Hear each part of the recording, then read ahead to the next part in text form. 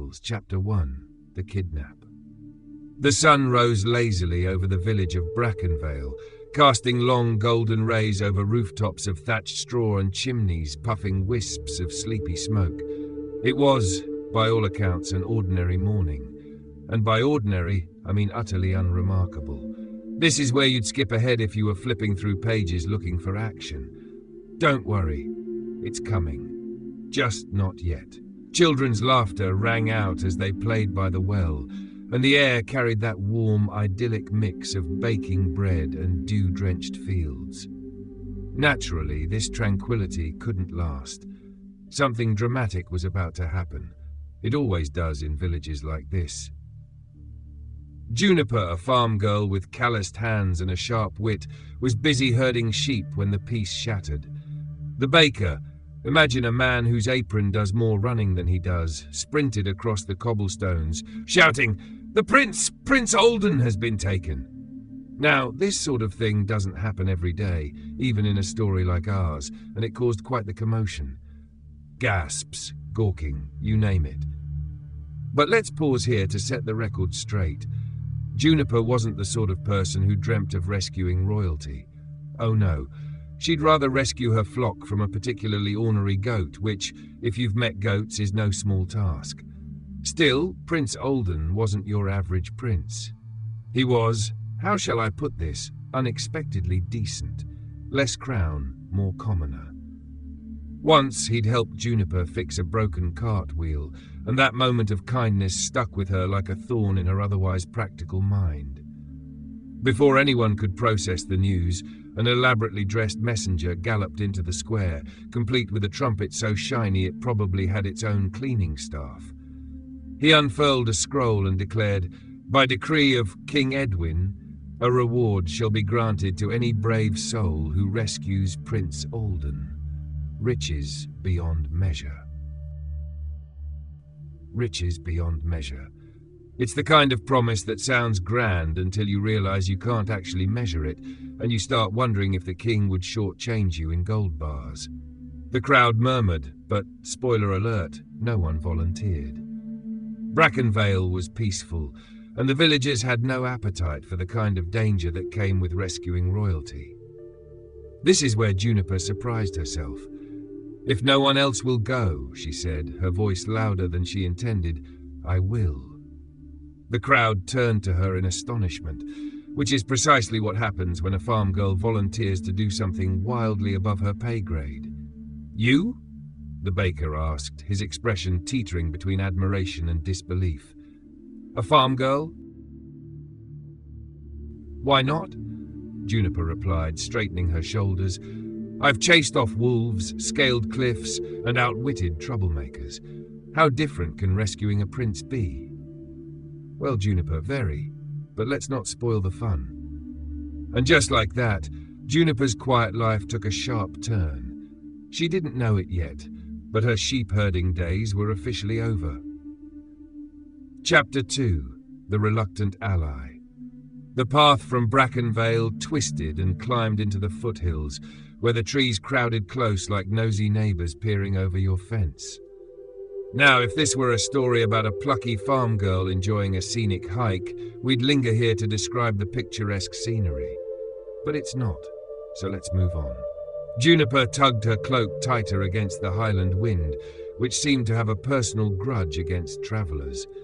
Her boots crunched on the rocky trail, a sound that would have been soothing if it weren't for the eerie silence surrounding her.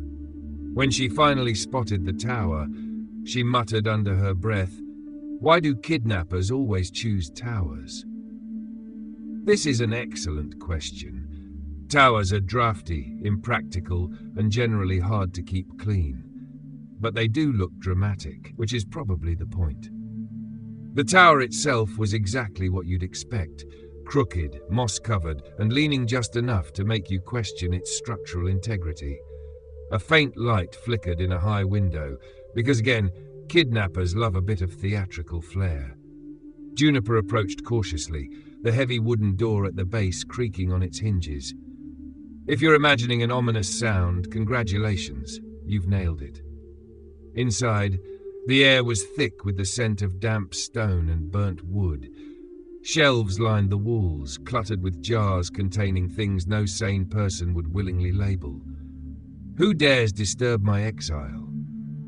The voice came from the shadows and was, naturally, as dramatic as the setting. This is where most people would have bolted. Juniper, however, had her own brand of stubbornness. "I'm looking for the prince," she said, her voice steady. "Do you know anything about it?" The figure stepped into the candlelight, revealing a man who looked like he'd stepped out of a painting titled Tragic Hero in Decline. His once regal cloak was now tattered, and his boots, though sturdy, had seen better days. "And if I do?"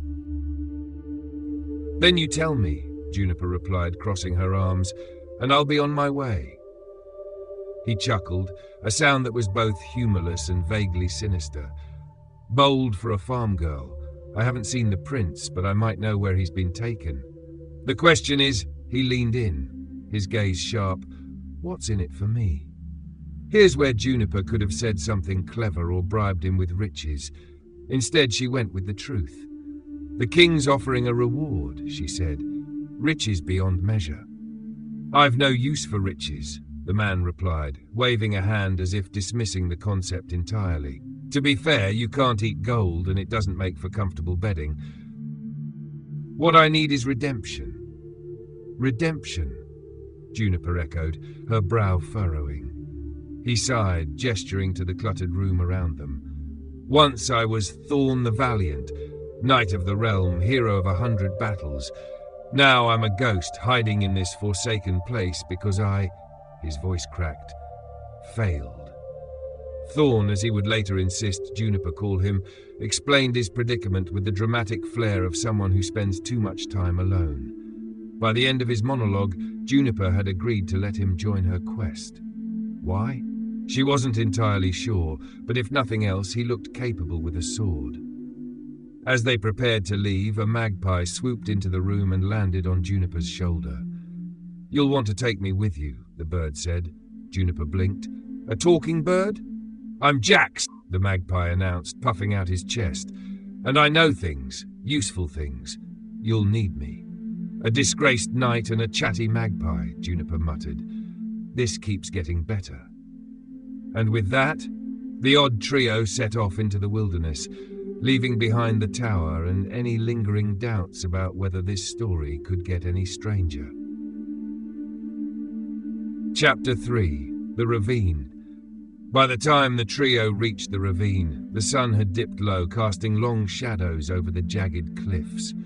The path twisted sharply, the edges crumbling into an abyss that seemed to stretch forever. It was the sort of place that made you wonder why anyone would bother building a path there in the first place. Juniper peered over the edge, her boots kicking loose a pebble that disappeared into the mist below. "We're not jumping, that's for sure. Even if we did, the mist would swallow us," Jax said, ruffling his feathers nervously. "Not that I'm volunteering to find out." Thorn surveyed the ravine with a knight's practiced eye. "There." He pointed to a rope bridge swaying in the wind, its wooden planks creaking ominously. "That's our way across." Because of course it was. Juniper raised an eyebrow. Naturally. Why have a sturdy, safe bridge when we could have this death trap instead? As they approached, a low growl echoed through the ravine, deep and rumbling like distant thunder. A hulking figure emerged from the mist, its mottled green skin glistening like wet stone. It carried a massive staff adorned with carved runes, because even trolls like a bit of flair. "Who dares attempt to cross my bridge?" Now, fun fact about trolls, they're big on drama. This one had clearly been rehearsing his lines for years. Juniper glanced at Thorn, who instinctively reached for his sword. Jax, perched on her shoulder, whispered, "Don't insult him, trolls are sensitive." "I do," Juniper called out, stepping forward, "and I'd appreciate it if you didn't eat us." The troll tilted his head, his glowing eyes narrowing. "Eat you? What do you take me for? A barbarian? I have refined tastes." For the record, the troll's idea of refined tastes included an alarming amount of pie, but we'll get to that later. You can't pass, the troll continued, unless you solve my challenge. Let me guess, Juniper said, crossing her arms. A riddle? The troll's lips curled into a grin. Not a riddle, a game. I've grown tired of riddles. They're so last century. Thorn frowned. What kind of game? The troll gestured with a dramatic flourish, and a stone table materialized from the mist. On it was a grid etched into the surface, filled with small stones in two colors, black and white. Checkers, the troll declared. Jax squawked in disbelief. You're kidding. I assure you, I'm not, the troll replied. Beat me at a game of checkers, and you may cross. Lose, and he let the implication hang ominously, which is troll speak, for you don't want to know. Now, if you've never played checkers with a troll, let me save you the trouble. Don't. They take it very seriously, and they're surprisingly good at it. Juniper sat across from the troll, her fingers hovering over the stones. I used to play this with my grandmother, she muttered. How hard can it be? Spoiler alert, very. The troll played with the precision of someone who had centuries to practice. Juniper's brow furrowed as she tried to anticipate his moves, but every time she thought she had him cornered, he'd pull some devious maneuver that left her scrambling. Block his king, Thorn advised. No, not that one, Jax chimed in. The other one. Because nothing improves a high-stakes game like conflicting advice. Just when it seemed all hope was lost, Juniper paused, her eyes narrowing as a plan formed. With a series of rapid moves, she cornered the troll's remaining pieces. The final capture was swift and decisive. The troll stared at the board, his glowing eyes wide with disbelief. Then, to everyone's surprise, he threw back his head and laughed, a deep, rumbling sound that echoed through the ravine. Well played, little human, he said, his voice tinged with genuine admiration. You've bested me fairly. The bridge is yours.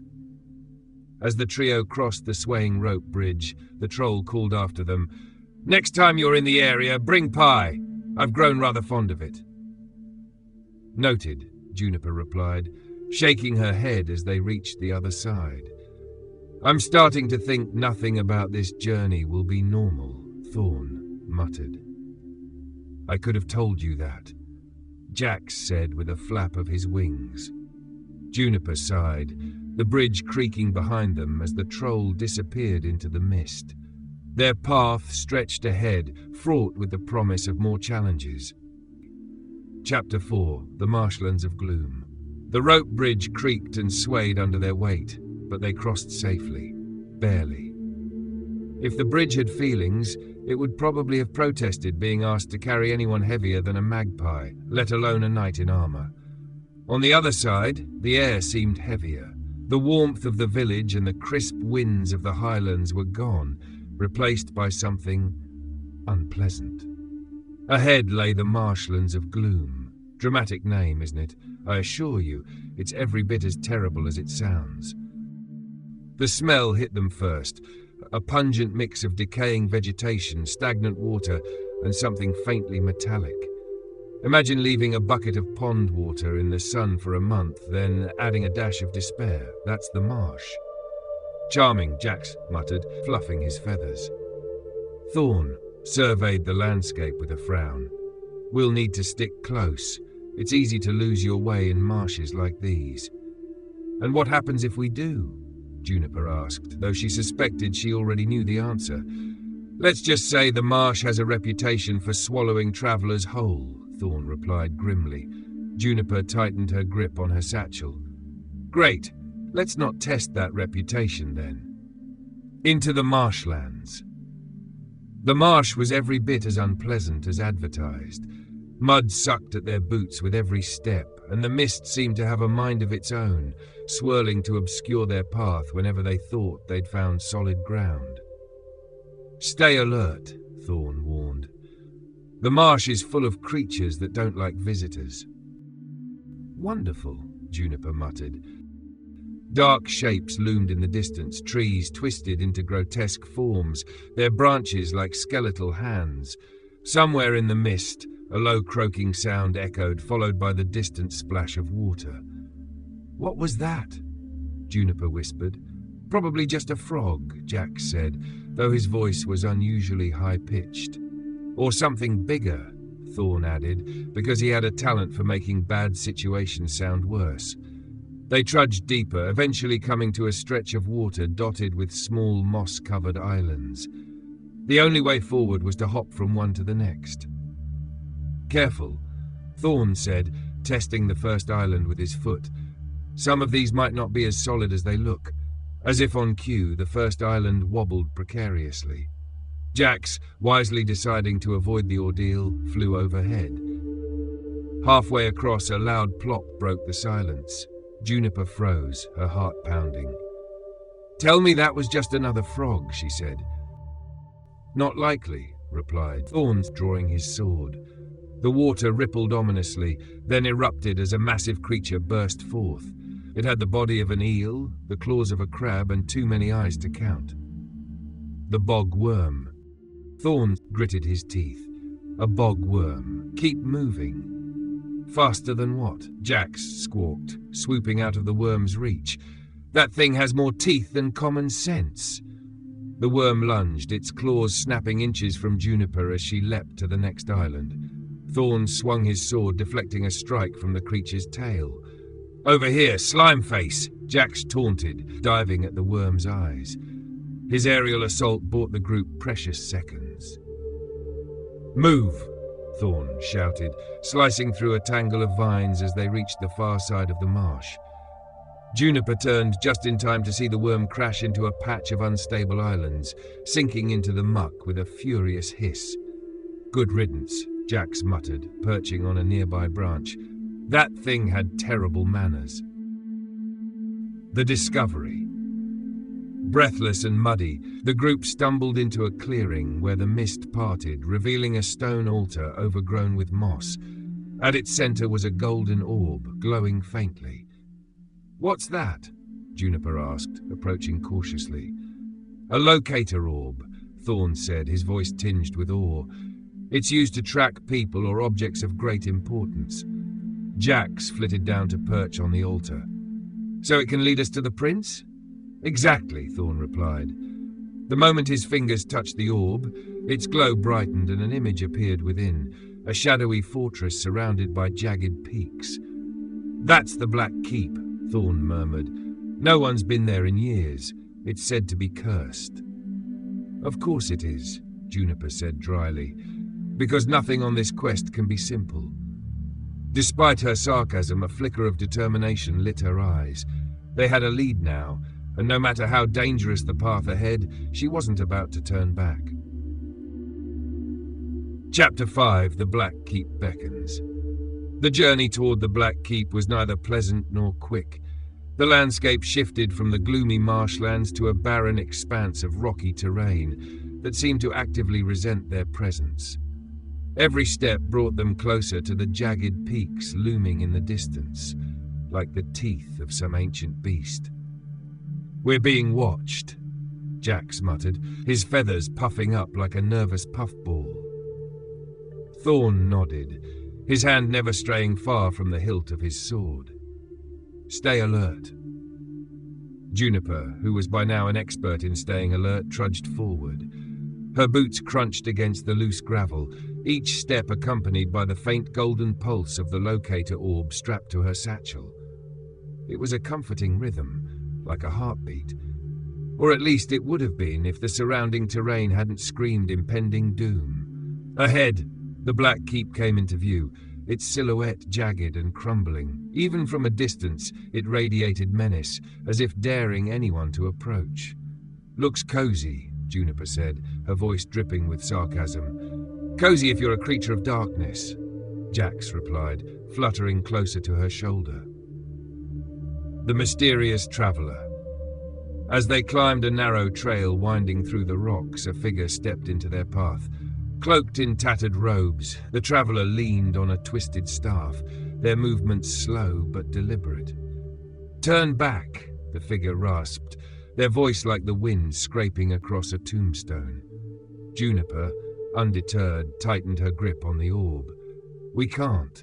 We're looking for the prince. Do you know anything about him?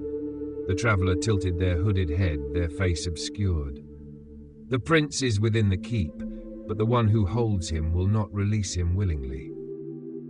And who is that? Thorn asked, stepping forward with the confidence of someone who hadn't yet had to face a bog worm. A sorcerer, the traveller replied. One who thrives on despair. He will weave lies into truths and truths into lies until you no longer know which way is forward. Lovely, Jax said, his wings twitching. I can't wait to meet him. The traveller extended a hand, their bony fingers trembling. In their palm lay a small polished stone that shimmered faintly. Take this.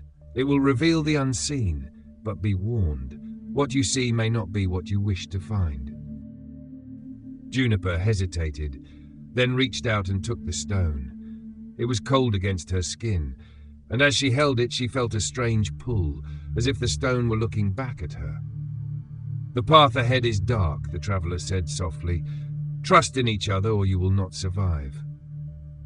And with that, the traveller turned and disappeared into the shadows, because mysterious figures never stick around for the hard part.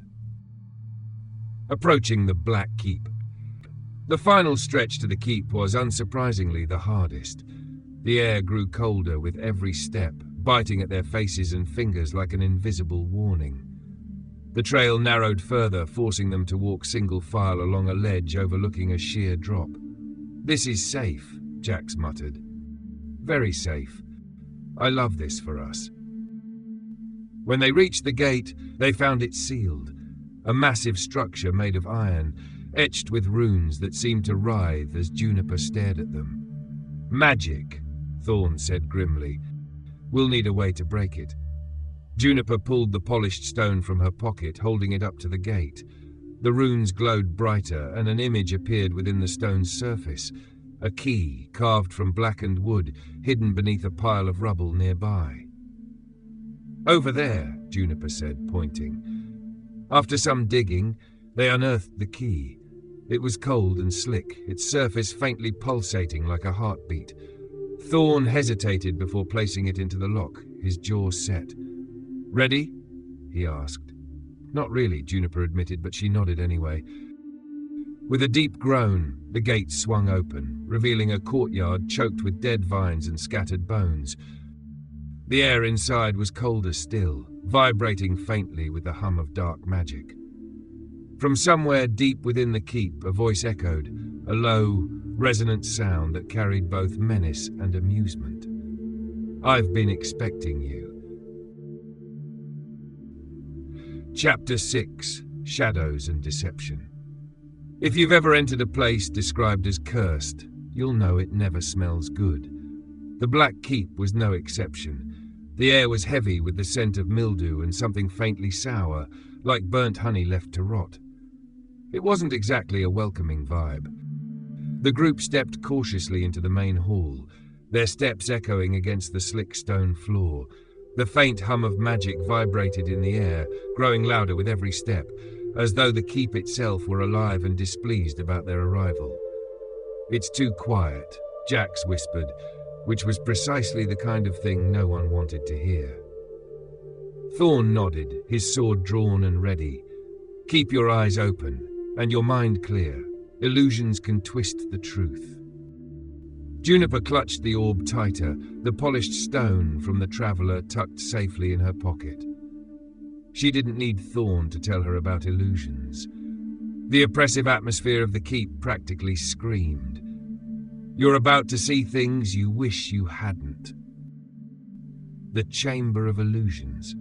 The hall led to a cavernous chamber where broken statues loomed like forgotten sentinels. At the far end, a throne stood on a raised platform, its occupant cloaked in shadows. Welcome, the figure said, their voice smooth and dripping with mockery. You've come far, little heroes, but the prince is not for the likes of you to take. Juniper stepped forward, her heart hammering. We didn't come all this way to leave without him. The figure leaned forward, revealing a pale, angular face framed by jet black hair. Their eyes gleamed like shards of obsidian. Ah, the brave one. Let us see how brave you are when faced with the truth. The air shimmered, and suddenly Juniper was standing in a meadow. Juniper's illusion. Suddenly the air shifted. Juniper was no longer standing in the dim hall. Instead, she was surrounded by the beauty of a peaceful meadow. The sun was warm, and the scent of wildflowers was in the air. This is the part where you'd think, "Oh, how nice!" A little break from all the dark magic. And I'm sure Juniper thought the same, right before she realized, wait a minute, this is a trick. But don't you just love how convincing illusions are? It's like when you're half awake in the morning and you swear your alarm didn't go off until you check the time and realize you've overslept by an hour. You want to believe it's true, but logic and the fact that you're now late shatters the illusion. Behind her, a voice called out, "Juniper!" She turned to see her younger brother, Ben, running toward her, his face lit with joy. It was the image of the carefree joy she hadn't seen in years. Now, I'm sure this could be a lovely reunion, but Juniper knew better than to fall for these kinds of things. "You're not Ben," she said firmly, gripping the orb in her hand. "You're a trick." And just like that, the meadow disappeared, and she was back in the cold, dark hall of the keep.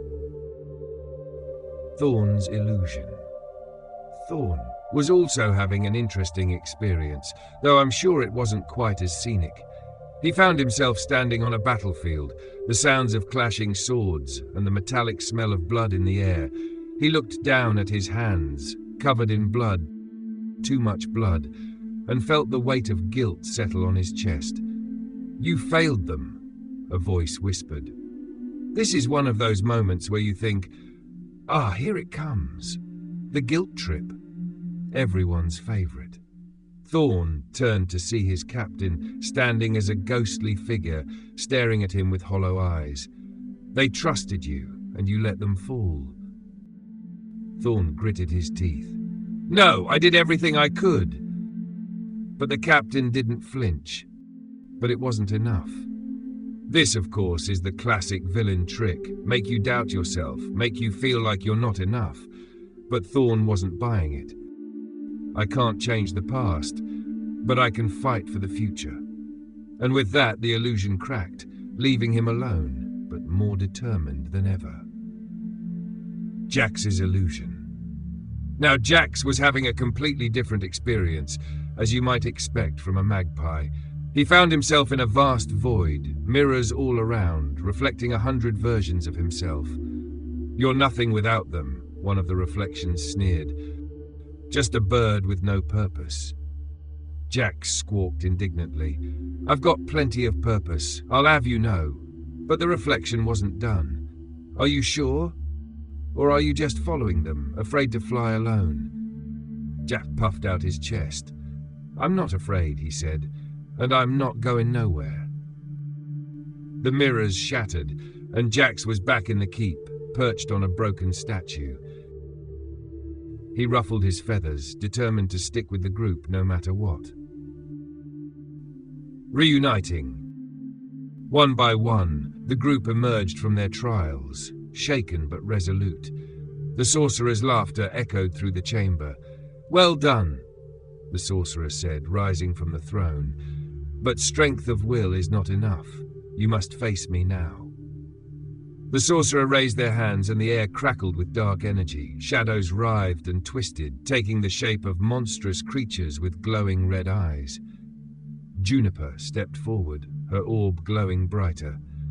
"We've faced worse," she said, her voice steady. Thorn raised his sword, and Jax took to the air, a streak of black and white in the gloom. Together, they prepared to face the sorcerer's final test. Chapter 7. The Sorcerer's Last Stand. Darkness has a way of being both literal and metaphorical, and the Black Keep was excelling at both. As our trio prepared for their final confrontation, it's worth noting a crucial fact about sorcerers. They don't play fair. They never have, and they never will. And this one was no exception. The chamber darkened further, the sorcerer's shadows coalescing into monstrous forms. They loomed over the group, red eyes glowing like distant fires. Why red? No one really knows. Apparently, evil prefers dramatic lighting. "I'll give you one chance to leave," the sorcerer said, their voice smooth and almost casual, like a shopkeeper offering a discount. "Walk away now, and you'll live to see another sunrise." Juniper didn't hesitate. She'd had enough of ominous threats to last a lifetime. "We're not leaving without the prince," she said firmly. The sorcerer's laughter rang out, cold and hollow. "Then you've chosen your fate." And with a flick of their hand, the shadows lunged. The battle begins. Here's the thing about fighting shadows, it's unfair. They don't follow the usual rules of combat. You can't stab them, well, not effectively, and they're annoyingly good at dodging. Thorn learned this the hard way when his sword slashed clean through a creature, only for it to reform behind him. "Not so easy to cut shadows," he grunted, dodging a clawed swipe. Meanwhile, Jax was darting through the air, doing his best to peck at the glowing eyes of another beast. "I'm really starting to miss that marsh worm," he squawked, which, let's be honest, is not a sentiment you hear every day. Juniper, ever practical, held the orb aloft. Its golden light flared, pushing back the nearest shadows. "They don't like the light," she shouted. "Good," Thorn replied, lighting a torch. "Let's give them more to hate." The flame's glow cast dancing flickers on the walls, and the creatures hissed, shrinking away. The trio pressed forward, inch by inch, the combined light of the orb and torch driving back the darkness. Confronting the sorcerer. As the shadows faltered, the sorcerer descended from their throne. Yes, they had a throne, because what self-respecting villain doesn't? Their dark cloak billowed like smoke, which was both impressive and impractical. Impressive, they said, though their tone suggested otherwise. "But your light won't save you from me." Juniper stepped forward, gripping the orb tightly. "You've hidden behind illusions and fear. Let's see how you fare in the light of truth." With that, she pulled the polished stone from her pocket. Its surface shimmered, and the chamber was suddenly bathed in its light. The sorcerer flinched, their imposing form flickering. For a moment, they appeared smaller, less grand, a hunched figure with weary eyes and trembling hands. "You're not as strong as you want us to believe," Juniper said, her voice steady. The sorcerer snarled, their form snapping back to its shadowy grandeur. "Do not mistake tricks for weakness, girl." They raised their hands, and a wave of dark energy surged toward Juniper. Time seemed to slow. Now, this is the part where most stories would describe everything in excruciating detail, how the air crackled, how the hero's heart raced. But let's skip ahead to the good part. Juniper closed her eyes, feeling the orb's warmth in her hands. It pulsed steadily, a reminder of the traveler's words. Trust in each other. She turned to Thorn and Jax. "The orb can amplify light, if we combine it with the torch and Jax's speed." "Say no more," Jax interrupted, grabbing the torch in his talons.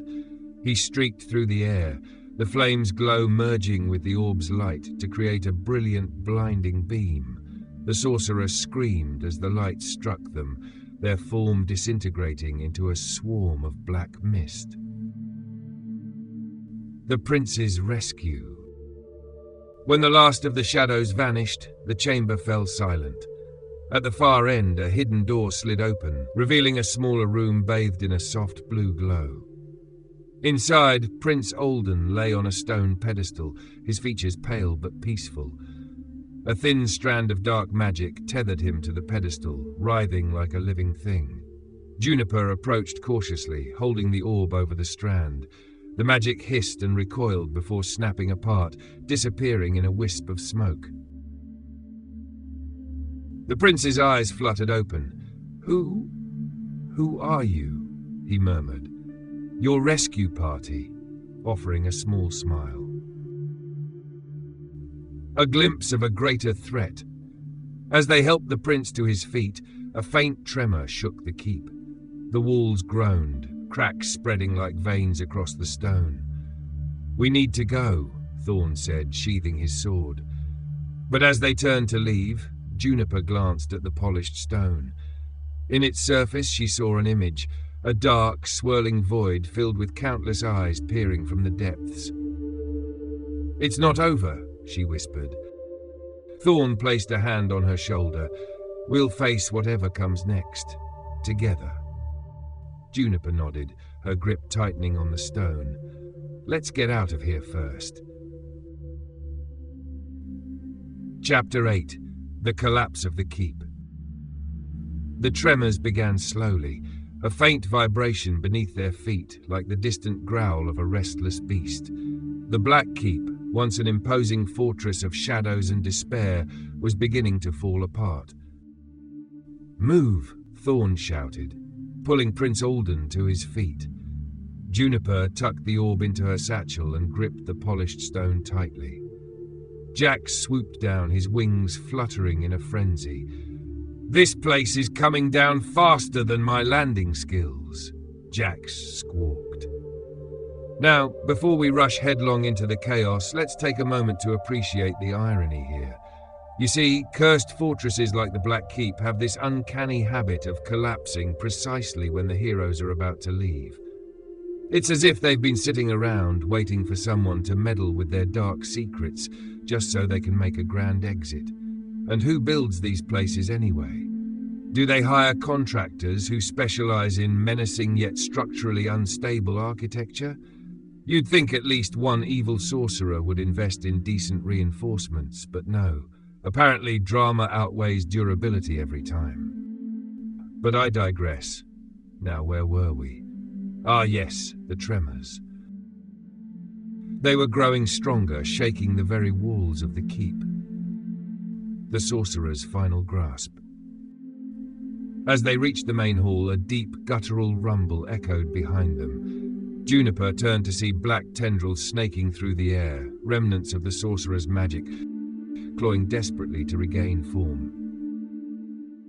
They're not done with us, X cried, veering sharply as a tendril lashed out. Thorn drew his sword, the steel glinting faintly in the dim light. Keep going! I'll hold them off.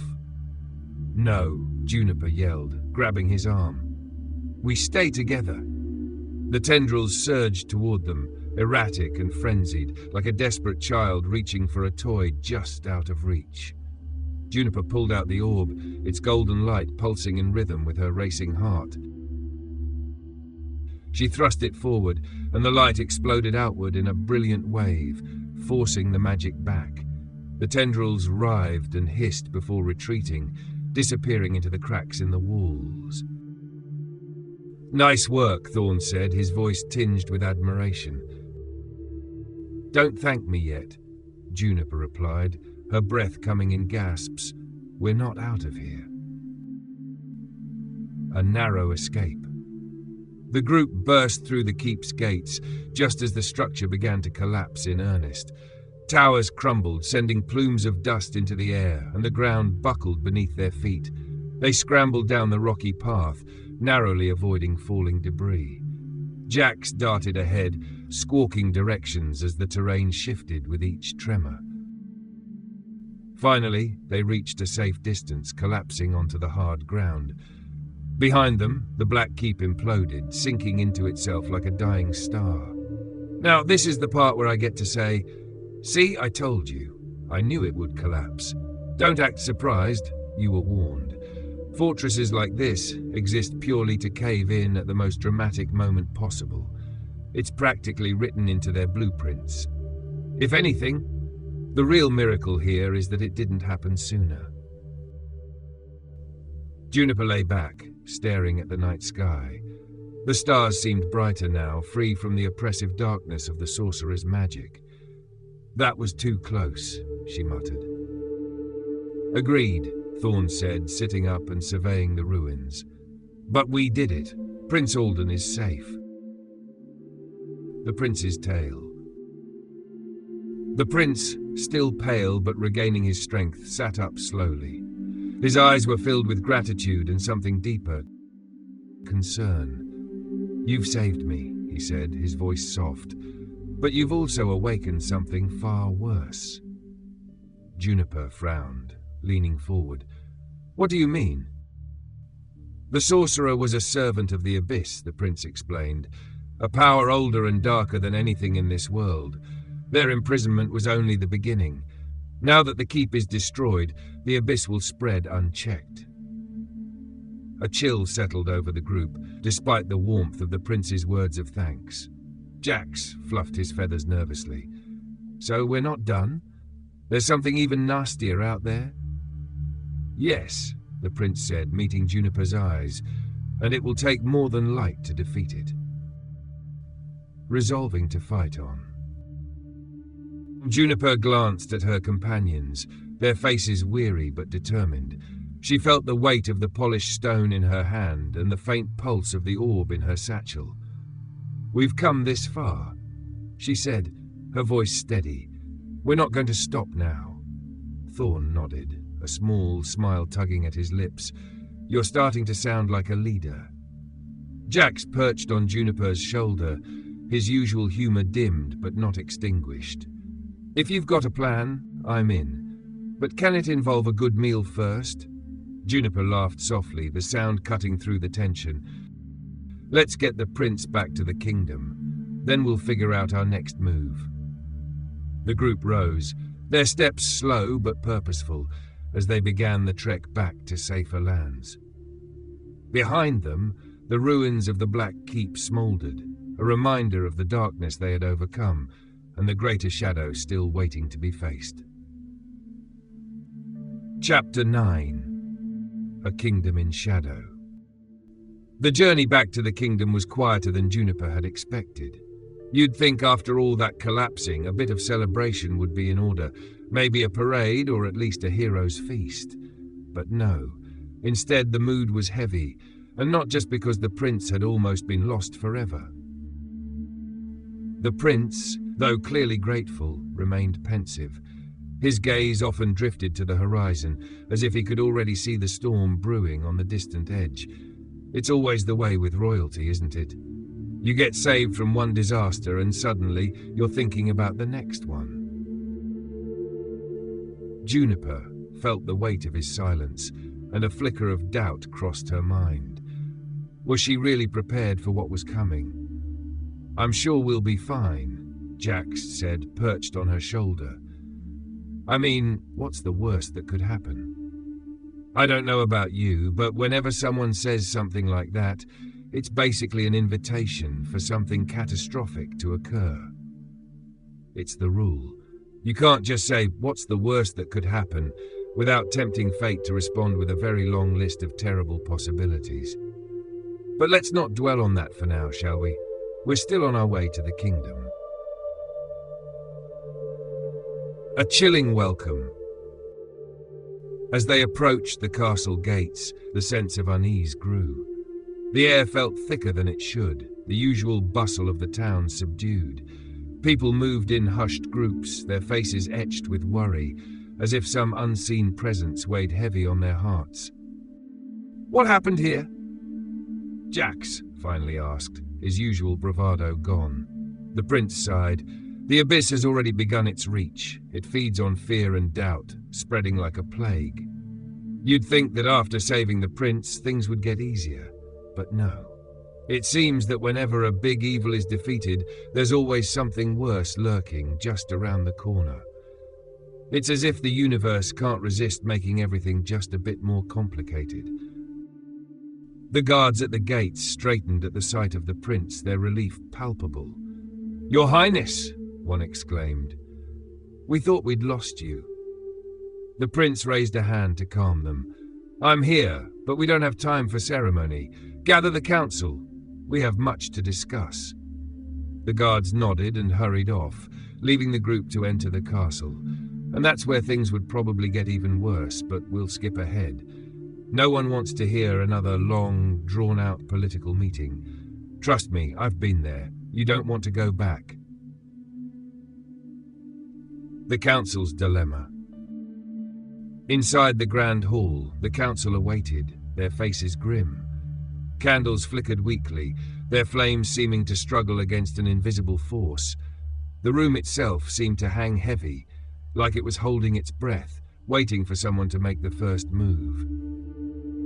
"Your Highness," one elder said, bowing deeply. "We are overjoyed at your return, but the kingdom faces an unprecedented threat." The prince gestured for Thorn and Jax to step forward. "These brave souls are responsible for my rescue, and they've seen the danger we face firsthand." Juniper swallowed, suddenly aware of the council's sharp gazes. It's always an awkward moment when you're not sure if you're supposed to curtsy or just nod politely. "The sorcerer wasn't just working alone," Juniper began. "They were part of something much bigger, something called the Abyss." At the mention of the name, a ripple of unease passed through the room. One elder shivered visibly, muttering under his breath. "The Abyss is an ancient power," the prince said, his voice steady. "Older than any kingdom, older than the stars themselves. It was sealed away long ago, but the destruction of the Black Keep has weakened those seals." You'd think after hearing all this, the council would have a plan, right? They'd go, "Ah yes, we have an army ready to march," or something equally heroic. But no, they looked at each other like someone had just told them the royal laundry was missing. Thorn stepped forward, his expression stoic. "What can we do to stop it?" The prince looked at them, his face a mixture of determination and sorrow. "There's a place deep in the mountains where the last seal remains intact, but it's guarded by the Abyss's most loyal servants." "Well, that sounds pleasant," Jax muttered, puffing out his chest. "I'm ready for a vacation, personally." The orb's revelation. Juniper felt the polished stone in her pocket grow warm. Pulling it out, she held it up to the light.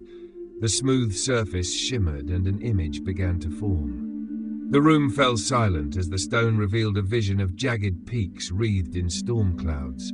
At their base lay a yawning chasm, pulsing with a faint, dark light. "That's the seal," the prince said.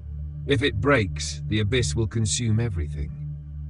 Juniper tightened her grip on the stone, its warmth steadying her resolve. "Then we'll stop it." And just like that, the weight of the quest came crashing down. But there was no turning back now. Chapter 10. Preparations for the journey. So after all that talk of an ancient, unstoppable force trying to swallow the world, you'd think the kingdom would spring into action. Armies would assemble, the royal vaults would open, and there'd be a sense of urgency in the air. But no. Instead, the atmosphere in the castle was, well, let's call it subdued. You'd expect at least a little excitement after a group of adventurers just saved the prince, but it turns out royal councils are more into paperwork than panicked heroics. Now, I don't want to imply that all councils are this way, but I've had my fair share of experiences with those long, drawn-out meetings that end up sounding like the world's worst game of charades. What? You want to go fight ancient evil? Could you fill out this form first? And heaven forbid anyone forgets to check the box for possibly dangerous, definitely apocalyptic. But I digress again. Now, where were we? Ah, yes, preparations. The group was being outfitted for their journey, which, if I'm being honest, is where things tend to get a little absurd. Packing for a quest.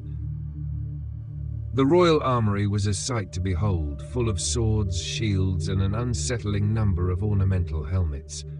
Juniper stood in front of the weapon racks, trying to look serious while a gilded helm that looked like it belonged on a parade float nearly blinded her.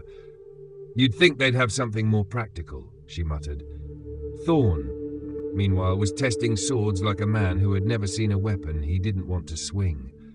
"I'll take this one," he said, grinning. "And this one. And Focus, Juniper said, narrowing her eyes. We're trying to save the world here, not go on a shopping spree. Fine, Thorn said with mock indignation. But you can't tell me you wouldn't wear this helmet if you had the chance. He paused to admire himself in a particularly ridiculous piece. Juniper rolled her eyes, but couldn't help the small chuckle that escaped. At least it'll protect your ego. Meanwhile, Jax had found a stash of shiny things and was busy pulling out all the items he could carry in his tiny claws. I don't know about you, but I'm packing light. This magic dust looks important. Please don't, Juniper warned. Last time you brought important things, we had to use them to escape a perilous danger. I can't help it if everything I touch turns to gold, Jax said smugly, then dropped an entire pouch of coins onto the floor with a loud clink. Oops, that wasn't on purpose. Final preparations. After the shopping spree, which may have been a little more excessive than it should have been, the group gathered their supplies and headed toward the castle gates. Ready for another adventure? Thorn asked, adjusting his pack. Ready as I'll ever be, Juniper replied, though she couldn't shake the feeling that something big was coming. The weight of the stone in her pocket pulsed in time with her heartbeat, a constant reminder of the journey ahead. Jax fluffed his feathers dramatically. As long as it doesn't involve another collapsing fortress, I'm good. Juniper smiled, but her thoughts were elsewhere. There was something darker looming, something the prince had said that kept echoing in her mind. The abyss will spread unchecked. I don't know what we'll face, she said quietly, but we can't turn back now. And there it was, the last inevitable step. There was no more hesitation, no more room for doubts. They had a quest to finish. Setting out. The next morning, the group gathered at the castle gates. The sky was overcast, the sun hidden behind thick clouds like some cosmic inconvenience. And there, at the gates, the road stretched out before them, leading toward the mountains, the abyss, and whatever trials awaited them. I've got a bad feeling about this, Jax muttered, his usual chatter subdued. Bad feelings are a good sign, Thorn replied. Means we're heading in the right direction. Well, that's one way to look at it, Juniper said, glancing toward the mountains. Personally, I think I'd prefer a nice, quiet day of sheep herding. I'll take the mountains, Thorn said with a grin. At least they don't complain. I'll take the sheep, Juniper muttered as she checked the strap on her pack one last time. And with that they set off, their steps slow but purposeful, the fate of the kingdom resting on their shoulders. Behind them the castle walls loomed, silent and watchful, as if they too knew the road ahead would not be an easy one. The end, for now. The group pressed on, the weight of their mission heavy in their hearts. With every step, the mountains loomed closer, their jagged peaks a constant reminder of the danger ahead. Now, if you're thinking that this would be the part where the group gets an easy ride, I must gently remind you that this is not that kind of story. When the mountains loom like that, it's never about a peaceful stroll through the countryside. Nope, the danger ahead is very much looming, and we all know what that means in stories like these. But as the road stretched before them, they knew that this journey, this battle, was far from over. This is the point where you might be thinking, well, surely it can't get any worse, right? And to that, I say, don't tempt fate.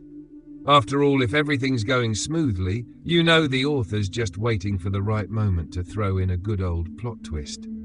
The prince, Juniper, Thorn, and Jax had come so far, but there were still secrets to uncover, trials to face, and an ancient power to defeat. You've got to love these kinds of quests, don't you? The more you solve, the bigger the next puzzle seems to get. It's like a never-ending game of whack-a-mole. Only the moles are more terrifying, and the stakes are much higher. What lay ahead in the dark heart of the mountains was unknown, But one thing was certain: they would stand together, no matter what. Because if there's one thing these adventurers have learned, it's that you can't do this sort of thing alone. Also, you really can't do it if you're not at least slightly mental, but that's a whole other issue. And so, the tale pauses here. But fear not, for the next chapter of this journey is waiting just beyond the horizon. You know the drill by now. Every time they think they're done, there's always one more step to take. You'll see. It would seem that we will have to leave the rest of this tale for another day, which, honestly, is probably for the best. No one's going to read a 700-page adventure in one sitting, are they? I mean, let's get real. But don't worry, the next chapter's waiting for you. It always is.